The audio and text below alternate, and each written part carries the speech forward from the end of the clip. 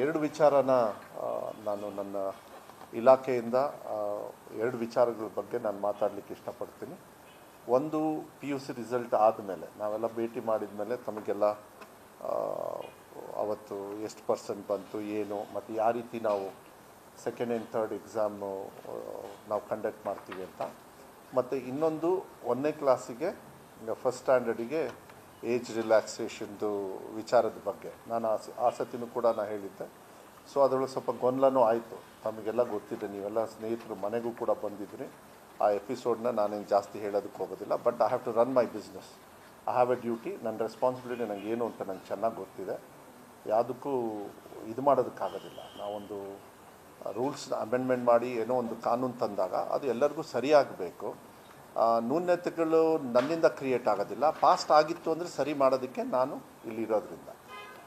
ಮೊದಲೇದಾಗಿ ನನಗೆ second year PUC result ಬಂದ ಮೇಲೆ ಮಕ್ಕಳಿಗೆ 2ನೇ ಆಪ್ಷನ್ನು, ಸೆಕೆಂಡ್ ಆಪ್ಷನ್, ಥರ್ಡ್ ಆಪ್ಷನ್ ಕೊಟ್ಟಾದಮೇಲೆ ನನಗೆ ತುಂಬ ಚೆನ್ನಾಗಿ ಮಕ್ಕಳ ರಿಯಾಕ್ಷನ್ನು, ಪಾಸ್ ಆಗದೇ ಇರೋರು, ನಾನು ಫೇಲ್ ಅಂತ ಹೇಳೋದಿಲ್ಲ. ಅದಕ್ಕೆ ನಾನು ಅವತ್ತು ಹೇಳಿದೆ, ಯಾರೂ ಫೇಲ್ ಆಗಿಲ್ಲ, ಕೆಲವರು ಇನ್ನೂ ಪಾಸ್ ಆಗಿಲ್ಲ ಅಂಥೇಳಿ ಅವತ್ತು ಹೇಳಿದೆ.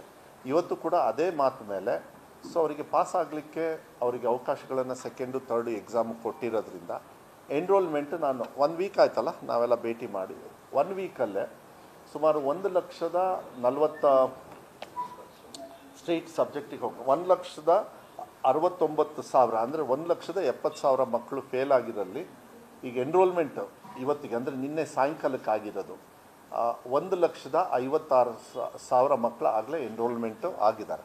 ಅಂದರೆ ಸೆಕೆಂಡ್ ಎಕ್ಸಾಮಿಗೆ ತೊಗೊಂಡಿರೋರು, ಇದು ಪಾಸ್ ಆಗದೇ ಇರೋರು. ಓಕೆನಾ?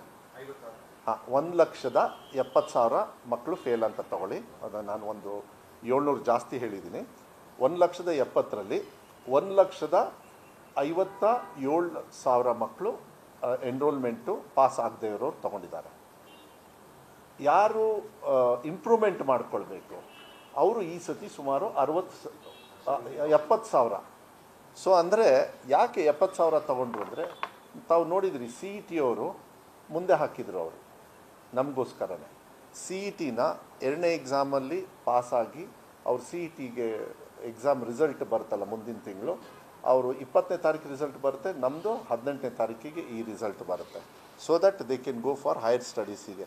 ಕೆಲವರು 49% ಇರುತ್ತೆ, ಕ್ವಾಲಿಫಿಕೇಷನಿಗೆ 50 ಬೇಕು ಅಂದರೆ ಅವ್ರು ಮತ್ತೆ ಎಕ್ಸಾಮ್ ತೊಗೊಂಡು ಜಾಸ್ತಿ ಮಾರ್ಕ್ಸ್ ತೊಗೊಂಡು ಕ್ವಾಲಿಫೈ ಆಗೋದಕ್ಕೆ ಅವ್ರಿಗೆ ಹೆಲ್ಪ್ ಆಗಲಿ ಅಂಥೇಳಿ CET ಅವರು ಮತ್ತು ನಮ್ಮ ಡಿಪಾರ್ಟ್ಮೆಂಟ್ ಅವರು ಕೂತ್ಕೊಂಡು ಮಾಡಿರೋದ್ರೆ it's a very good advantage for all the childrens. So improve ಮಾಡ್ಕೊಳ್ಳೋದಕ್ಕೆ ಸುಮಾರು 70,000 ಮಕ್ಕಳು ಇವತ್ತುವರೆಗೂ.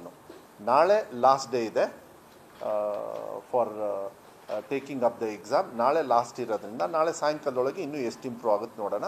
ಅಬೌಟ್ 92% ಆಫ್ ಪಾಸ್ ಆಗದೆ ಇರೋ ಮಕ್ಕಳು ಎನ್ರೋಲ್ಮೆಂಟ್ ತೊಗೊಂಡಿದ್ದಾರೆ.